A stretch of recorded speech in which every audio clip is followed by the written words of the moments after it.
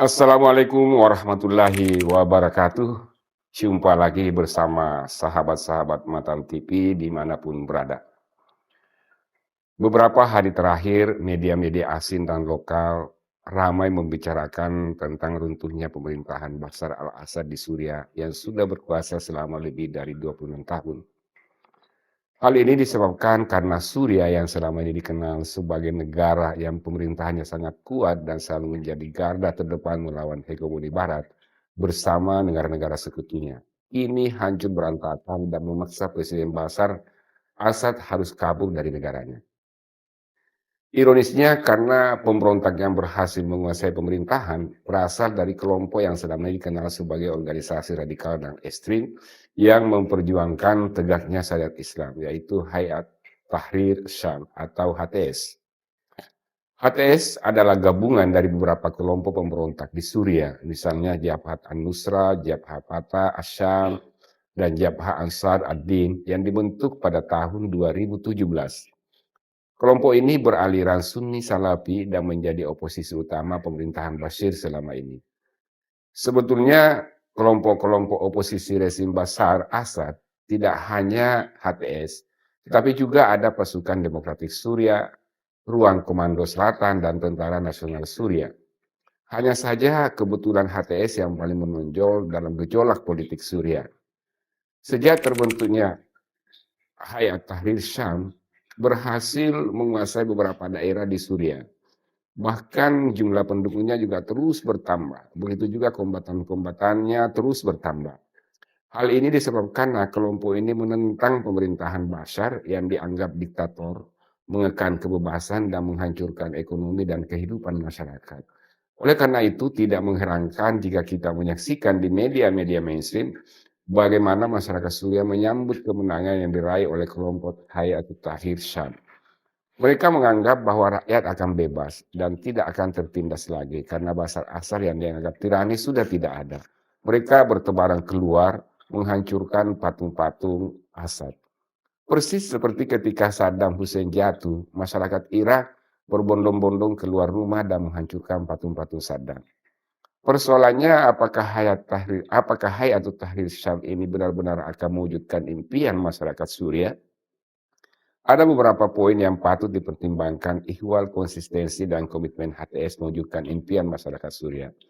Pertama, HTS yang dulunya sebagai gerakan radikal yang juga digunakan oleh ISIS untuk melawan pemerintahan Suriah harus betul-betul membebaskan diri dari ideologi-ideologi yang pernah mereka anut.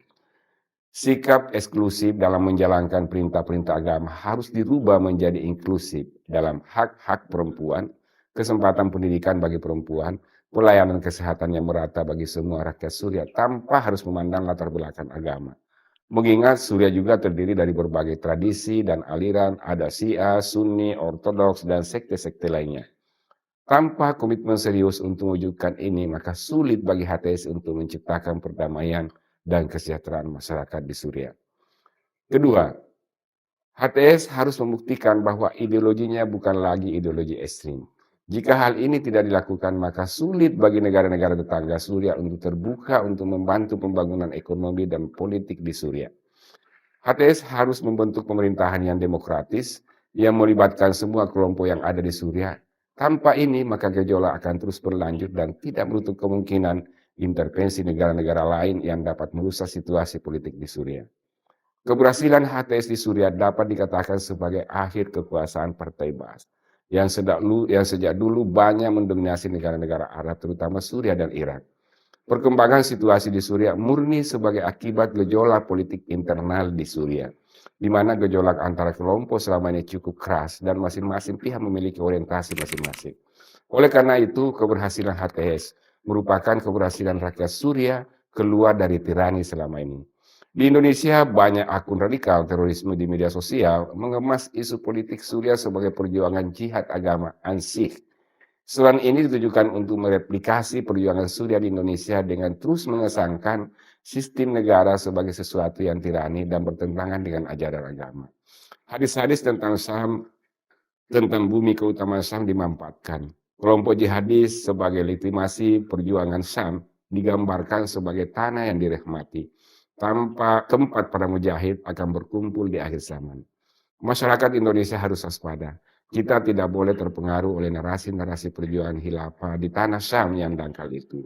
Menolak narasi seperti khilafah dan jihad Syam bukan berarti melawan agama, melainkan menjaga kemurnian ajaran agama dari penyalahgunaan oleh pihak-pihak yang tidak bertanggung jawab. Hal ini penting karena hadis-hadis tentang Syam juga masih diperdebatkan di kalangan ahli hadis. Ada yang sahih, ada yang marfu, dan ada yang daif. Karena itu, kita tidak mesti euforia terhadap kemenangan HTS, karena bisa saja sikap tersebut mendorong kita ikut serta dalam perjuangan mereka yang belum tentu sesuai dengan ajaran agama kita.